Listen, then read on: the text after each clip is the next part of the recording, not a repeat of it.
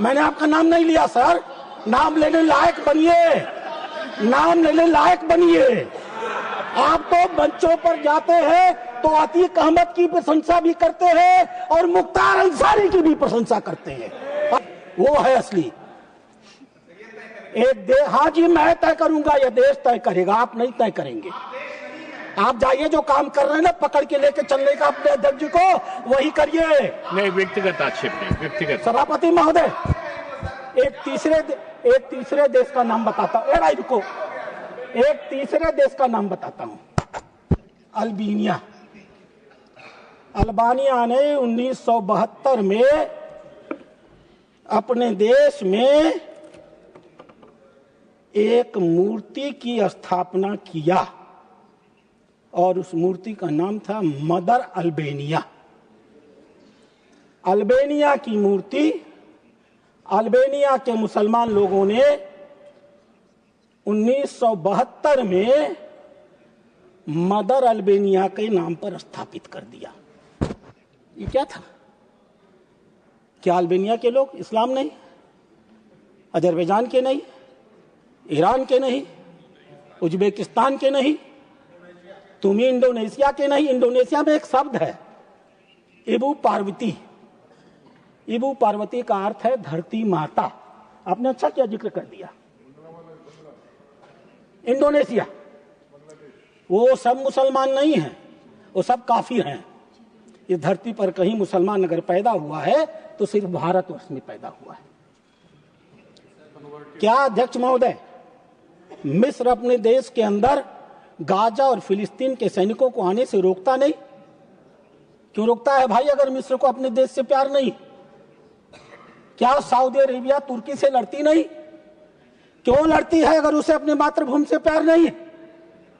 क्या ईरान और इराक आपस में लड़ते नहीं? क्यों लड़ते हैं अगर उन्हें अपनी देश से प्यार नहीं? और क्या अभी पूर्वी पाकिस्तान ने पश्चिमी पाकिस्तान से लड़ करके अपने देश को आजाद नहीं कराया? क्यों कराया अगर उन्हें अपने देश से प्यार नहीं था तो? मातृभूमि। ठीक कहा हमारे सदस्य ने।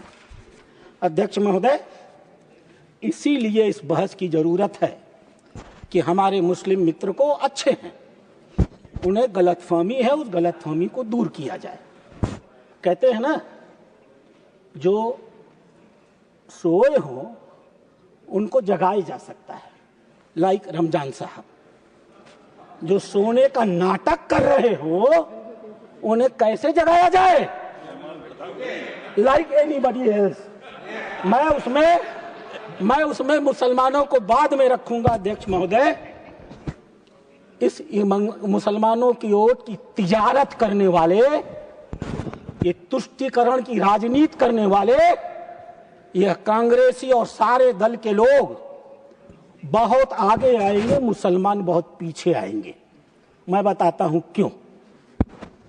किसी मुसलमान से आपने सुना कांग्रेस का मतलब मुसलमान और मुसलमान का मतलब कांग्रेस? किसने कहा ये?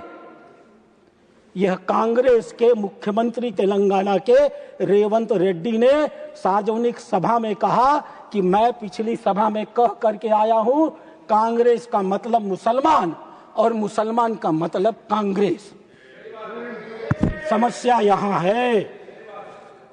इसी दूसरी सदन की फ्लोर में एक नेता ने कहा, वह जो हिंदू होते हैं वह 24 घंटे हिंसा हिंसा हिंसा, नफरत नफरत नफरत, झूठ झूठ और झूठ बोलते।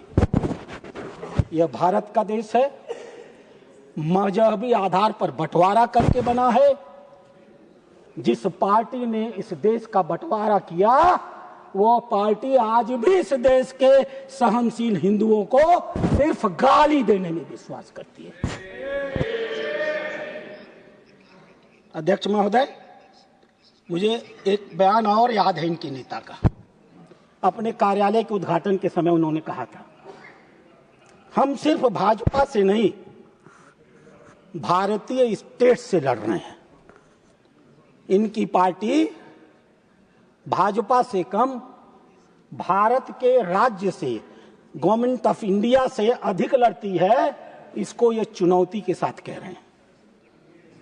और अध्यक्ष महोदय, ये टुकड़े टुकड़े गैंग वाले लोग भारत के गाल पर वो तमाचा मारते और कहते हैं कि भारत एक देश नहीं है, यूनियन ऑफ स्टेट है। याद होगा आपको उनका बयान नेताजी का। मैं उस नेताजी के नाम को लेकर के अपनी जवान को गंगा नहीं करूंगा।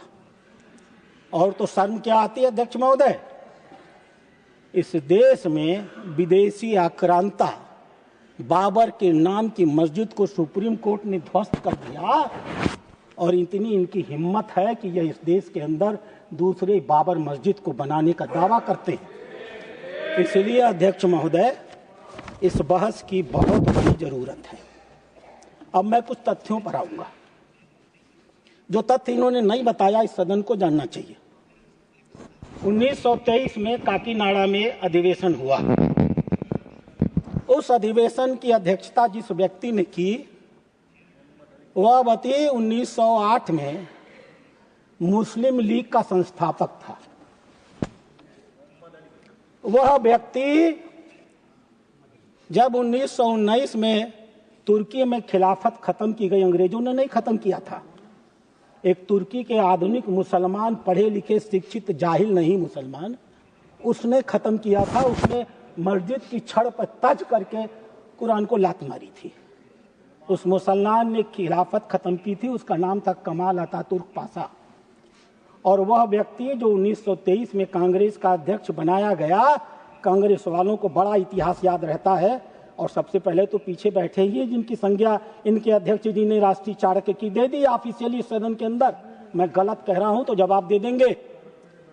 उस व्यक्ति ने अफगानिस्तान के राजा अमानुल्लाह खां को आमंत्रित किया और कहा, भारत पर आक्रमण कर दो, हम भारत के मुसलमान सैनिक हो या सैनिक, हम सिर्फ और सिर्फ तुम्हारे साथ लड़ेंगे।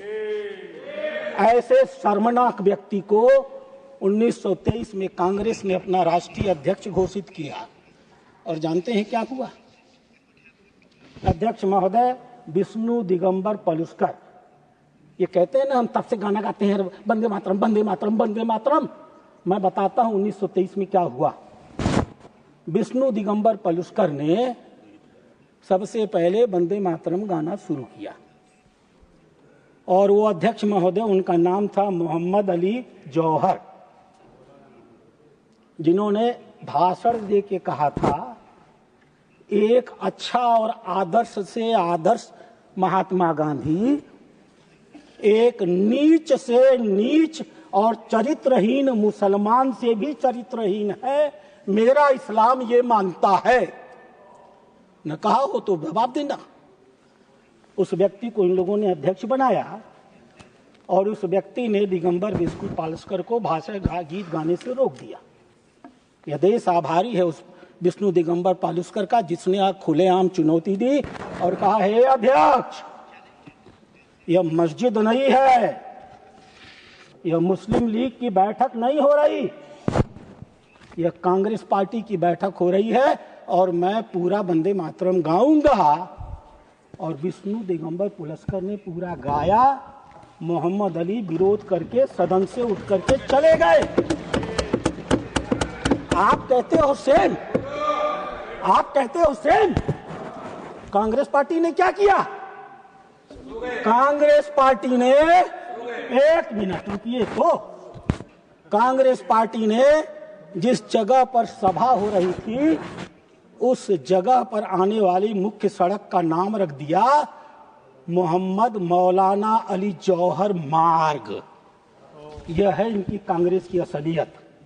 जो उस समय कांग्रेस का अध्यक्ष होकर के विरोध कर रहा था, यह उसकी स्थिति में मार्ग।